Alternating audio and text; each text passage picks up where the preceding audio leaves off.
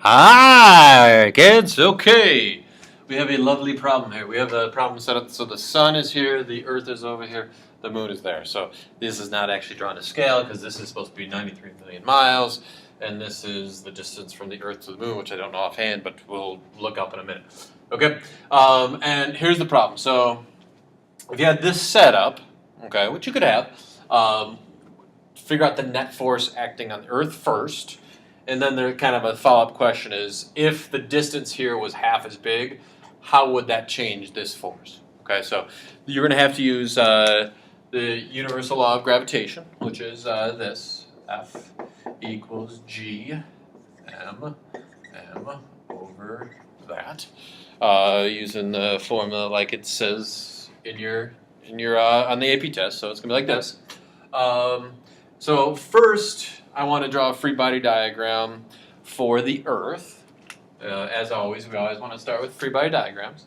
So if here's the Earth, then the sun is pulling on the Earth this way. So this would be the force on the Earth from the sun. So I'm going to call that F, E, comma, S. Let me actually make it a little bigger so you can see. F, E from S. So force on the Earth from the sun. And then the Earth and the moon would also attract, and I'll call this F on the Earth from the moon. So F, E, comma, M. So, okay, so that's my situation. Now I have to figure out how big they each are. So if I go F, force on the Earth from the sun, that would be equal to G, which is 6.67. This is a constant, times 10 to the minus 11th. Okay, and then this is where you're going to have to look up some stuff. So like if there's a problem like this in your book, or you just have to look it up. So the mass of the mass of the Earth is 972 times 10 to the 24th kilograms. The sun's mass is 1.989 times 10 to the 30th,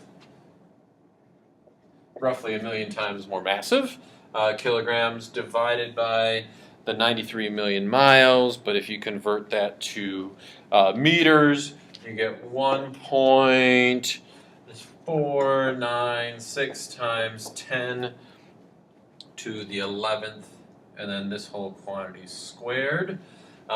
If you do the math, you get the force on the Earth from the sun to be equal to, you guys should do the math on your own, but it's going to be 3.538 times 10 to the 22nd newtons. And remember, it is going this way. Okay? So that's the force on the Earth from the sun. And then if I do the same thing for the force on the Earth from the moon, you get the same number, 6.67 times 10 to the minus 11th. Remember, gravity is a really weak force, hence why it's minus 11. My mass of the Earth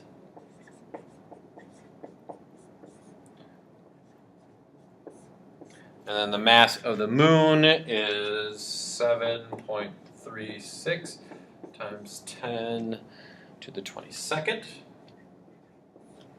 And then divided by the distance between the moon and the Earth, which is 3.844 times 10 to the 8th. And then this whole quantity squared. So again, you would have, I looked up the mass of the Earth, the mass of the sun, I knew 93 million miles, but then I converted, and then mass of the moon, and then the distance between them.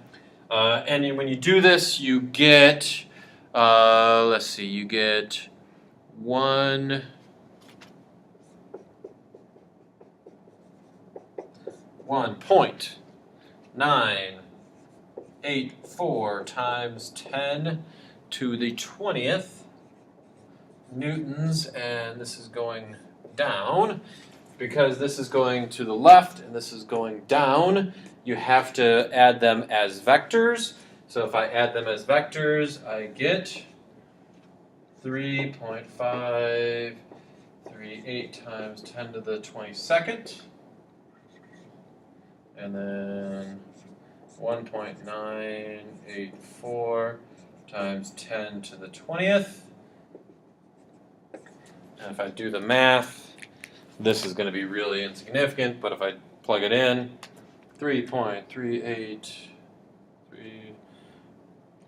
to the 22nd squared plus 1.984 to the 20th squared. Take the square root of that number, and you essentially get this number here, but it is a little bit bigger. You get 53806 times 10 to the 22nd newtons. This angle is going to be teeny, teeny, tiny, but if I solve for it, 1.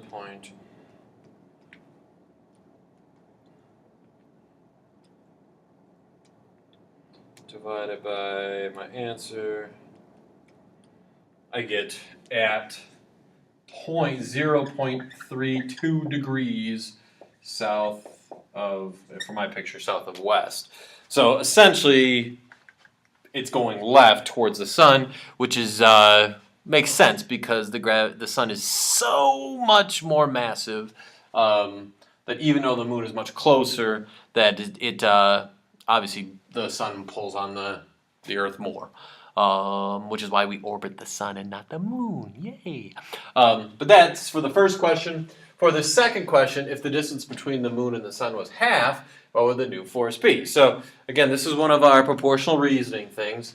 If you look at your equation, okay, if you look here, if this is half as big, okay, that means that my force has to go up, but it's not going to go up 2 times, it's going to go up 2 squared times.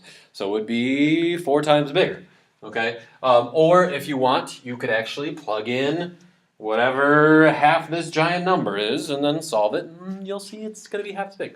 But the answer there would be, or sorry, it would not half as big, it's going to be 4 times smaller. No, 4 times bigger. Sorry, I'm screwing this up. Let me rewind just a little bit. Let's do this again. So if it's half as big, F has to go up, but it doesn't go up 2 times, it goes up 4 times because it's 4 squared. So if you were to plug in a half of this number here, your force would be this times 4. Bye, kids!